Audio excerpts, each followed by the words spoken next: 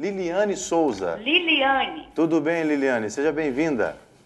Você está falando de qual lugar mesmo? Obrigada. Você está falando de onde? Cachoeira do Mato, na Bahia. Cachoeira do Mato. Seja bem-vinda. Isso. Deus te abençoe. Fique à vontade.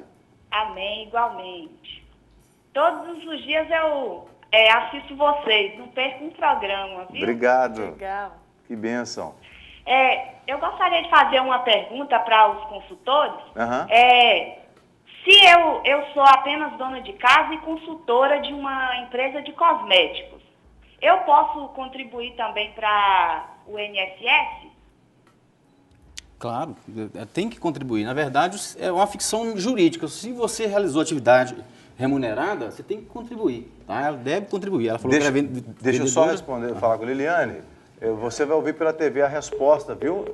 Já desligou. Obrigado. É isso que eu ia dizer para falar para você desligar mesmo.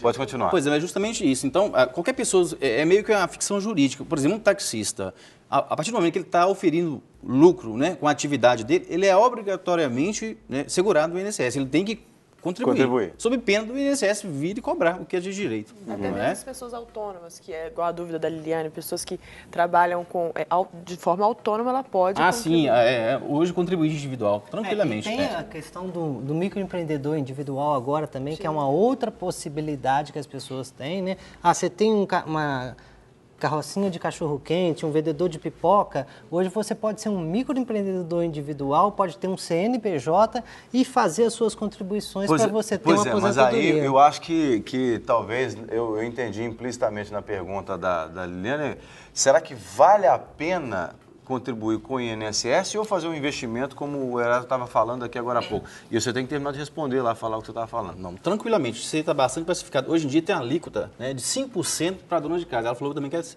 não tem um investimento melhor do que esse. Você pagar hoje R$ 33,90, que é 5% do salário mínimo, e ter um seguro e ter uma aposentadoria, você está sendo assegurada pelo INSS. Em caso de acidente, você vai receber o auxílio doença. Em caso de falecimento, os herdeiros vão receber a pensão por morte. Então, queira ou não, o INSS é o seguro mais barato que tem no Brasil. Então vale a pena. Vale a pena, muito a pena. Mesmo que seja um salário mínimo, vale a pena pagar o INSS. Vale sim. O que não vale a pena, por exemplo, é se a pessoa consegue fazer uma projeção de renda maior, ela ficar só no INSS. Porque senão ela vai ter no máximo 4 mil por mês 4.159, que é o lá na hoje. época de aposentar. Até aquelas pessoas que ganham bem acima e que, não quero saber nada do INSS, eu acho que vale a pena ela ter o INSS e ainda fazer por fora a Previdência. Mas voltando lá no assunto que eu estava falando, a Previdência, você paga alguém para administrar o seu dinheiro. Então, se você tiver a disciplina de você mesmo guardar o seu dinheiro, você também pode fazer, você próprio, a sua Previdência, juntando dinheiro, por exemplo. Erasmo, onde começar? Começa pela velha e boa poupança. Na hora que você tiver um valor um pouco melhor, acima de 10, 20 mil reais, que você possa buscar um CDB num banco ou num fundo de investimento. Por quê? O que é o fundo de investimento? O fundo de investimento também te cobra para administrar o seu dinheiro. Né? Eles são muito bons, eles ajudam. A Previdência tem aquela questão de você pagar o boleto todo mês ou de ter o débito na sua conta corrente. Isso é bom, mas se você paga por isso. E hoje, algumas previdências que cobravam muito caro com a queda nas taxas de juros, elas passaram a render menos do que a poupança. Então, a pessoa, para investir num plano de previdência, ela tem que estudar, ver a melhor forma para não perder dinheiro. Deixa eu aproveitar e fazer uma pergunta até na questão da aposentadoria, depois a gente volta nessa questão de como poupar ou até mesmo investir para ter uma aposentadoria mais tranquila. Em caso de enfermidade, minha pergunta é a seguinte: nessas aposentadorias existem exceções nesses cálculos? Por que pergunta? Chegou uma pergunta para a gente perguntando sobre enfermidade. A pessoa adquiriu uma enfermidade, alguma coisa aconteceu na vida dela, por invalidez, alguma coisa assim, e ela vai ter o cálculo feito na aposentadoria. Esse cálculo é diferenciado, às vezes ele é feito pela gravidade dessa enfermidade ou pelo tempo de contribuição. Dá para vocês darem uma luz nessa questão? Não, tranquilo, veja bem. O benefício por incapacidade, você falou que ele está enfermo, né? O auxílio doença, se a incapacidade for total e permanente, seria a aposentadoria por invalidez. É uma oportunidade ímpar de estar falando isso. Hoje em dia, até os próprios profissionais do direito conhecem pouco o artigo 45 da Lei 8.213. O que ele fala? Aquelas pessoas que estão enfermas e que precisam de terceiros para se cuidar, tem um acréscimo de 25% do seu benefício. Olha só, nós acabamos de falar anteriormente que o teto do INSS é 4.159. Esse é um caso de exceção. Se você está enfermo e precisa de um terceiro para cuidar, esse terceiro pode ser um cuidador de idoso, pode ser um pai, uma mãe, um filho, um familiar, ele poderá postular, né, administrativamente um acréscimo de 25% do seu salário de benefício. Olha que interessante, e é pouca gente, é pouco divulgada essa questão. Eu acho que é uma oportunidade ímpar de estar falando isso. Agora, mais de R$1.000 mais de R$1.000 para quem está no teto, os né? 4.069 de renda. Agora, essa questão de gravidade da doença entra em questão ou não? Veja bem, o benefício por incapacidade, a fórmula de cálculo dele é diferente. Não é como a aposentadoria por tempo de contribuição. Sim. Aí não tem incidência do fator previdenciário, tá? Ele é completamente diferente, diferenciado. é outro cálculo. Como também deve ser também a pensão por morte, essas questões. Eu queria fazer uma pergunta aqui. Vamos criar uma situação hipotética. Suponho que a gente tem lá uma dona de casa de 35 anos de idade, por exemplo, 30 e poucos anos de idade, e nunca contribuiu através do INSS para o INSS, ou contribuiu uma época, parou e não contribui mais. Essa dona de casa ou esse trabalhador que queira garantir pelo menos ali um salário mínimo de aposentadoria ou até um pouquinho mais, como é que essa pessoa deveria se comportar para ela ter aí lá na frente um benefício? Tá, veja bem, você colocou duas hipóteses. Uma, ele trabalhava e o outro ele tinha parado de trabalhar, né, e tinha parado de contribuir. Quem já contribuiu por mais de um ano, né, já chegou a ser acobertado pelo INSS, ele readquire a qualidade de segurado com 4 pagamentos, vertendo 4 contribuições para o INSS.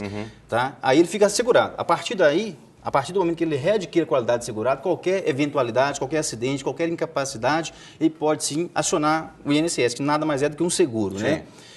Aquela pessoa que nunca contribuiu, ela tem que fazer a inscrição no INSS e começar a contribuir mês a mês. Né? Mês a mês, porque até tem doenças que não exigem carência. Né? Então, por exemplo, alienação mental, você fica louco de uma hora para outra, não vai precisar de carência. Vertendo uma contribuição, você já vai estar segurado pelo INSS. Então, é interessante... Mas no caso de aposentadoria, o cara que não contribuiu, está com 30 e poucos anos de idade, quer contribuir. E para aposentar, como é que ele... Para ele ter um valor qualquer lá na idade de mais velha? Até mesmo esse valor qualquer, o piso seria o salário mínimo? Vai depender das contribuições que serão vertidas, dos valores que serão vertidos, né?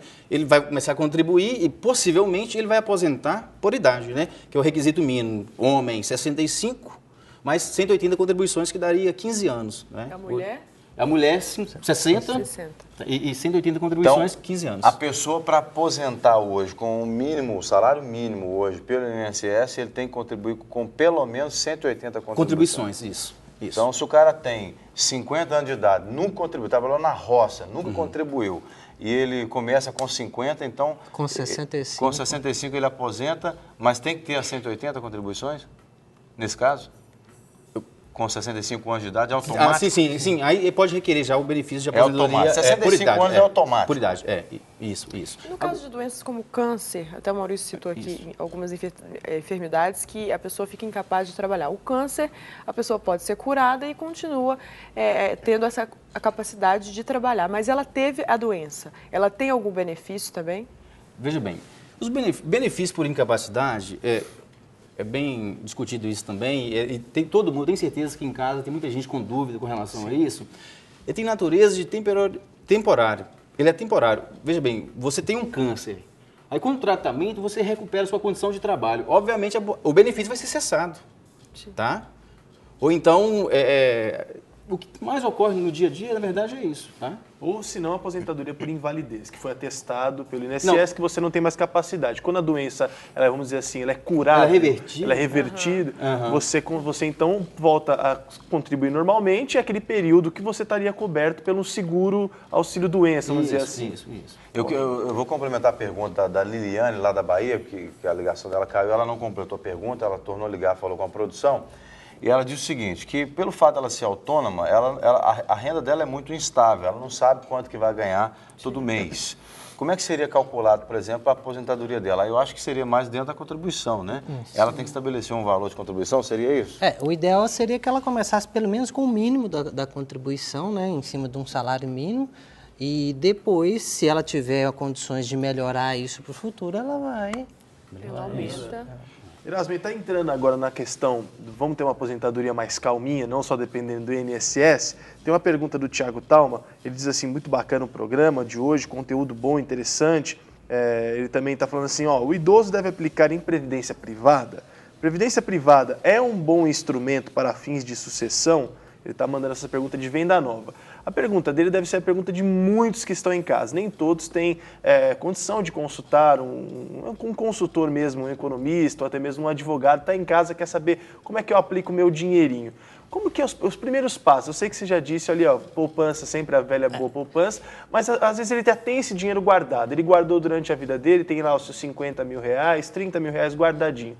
Qual seria a dica mais assim rentável para ele nesse momento? Olha, a primeira orientação que é um dinheiro que não vale a pena arriscar, porque é para garantir a previdência dele, o futuro dele. Sim. Então, vamos buscar opções conservadoras. Sim. Então, o que a gente pode fazer com Isso 50... é interessante você estar falando, porque existem aquelas aplicações de risco. Eu vou colocar na bolsa 50 mil reais que é para minha aposentadoria. Não vale a pena, porque você está arriscando, a bolsa pode subir muito, mas pode cair. E a economia de uma vida, principalmente se você não conhecer a bolsa. Sim. Então, não vale a pena arriscar. Então, quando eu sou bastante conservador nessa questão, dinheiro de previdência que é para garantir seu futuro, não arrisque. Então, você pode fazer... a poupança está dando pouco, talvez com 50 mil ele consiga um CDB num banco com uma taxa melhor que a poupança. Ou até tem a opção, dá um pouco mais de trabalho, mas investir em tesouro direto. O que é tesouro direto? É você emprestar dinheiro diretamente para o governo e o governo paga uma taxa muito interessante. Né? Tem um site que é do próprio governo, é tesourodireto.gov.br, que lá tem todas as orientações, simulações. É pouco divulgado, né? É, muito pouco. As pessoas conhecem pouco. Por exemplo, quando você investe num fundo de investimento conservador, o banco pega o seu dinheiro e investe no Tesouro Direto. Aí o governo criou essa oportunidade de você... cidadão comum e direto. Ir direto no Tesouro Direto. No Tesouro Direto, repetindo aí. Né? Mas só para o pessoal de casa ter uma noção, em termos de números, o que seria o resultado, por exemplo, de um investimento nesse Tesouro Direto? Porque eu fiquei interessado nesse negócio aí. Veja bem, Jean, na realidade, o governo toma o dinheiro para financiar os gastos dele. Então, ele pode pagar um pouquinho mais do que a poupança. E qualquer coisa a mais vai garantir o seu futuro.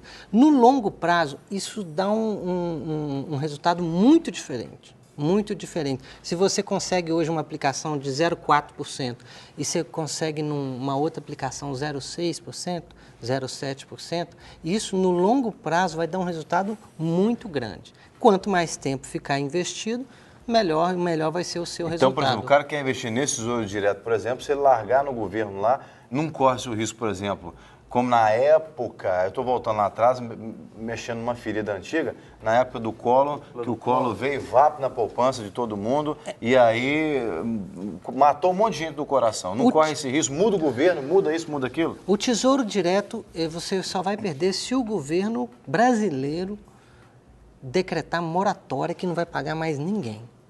Só isso. Só se quebrar. Aí doido pode chegar e fazer com a isso. Grécia tempo atrás, é isso? Exatamente. Teve uma época que o Itamar Franco decretou uma moratória em Minas Gerais e não pagava nada.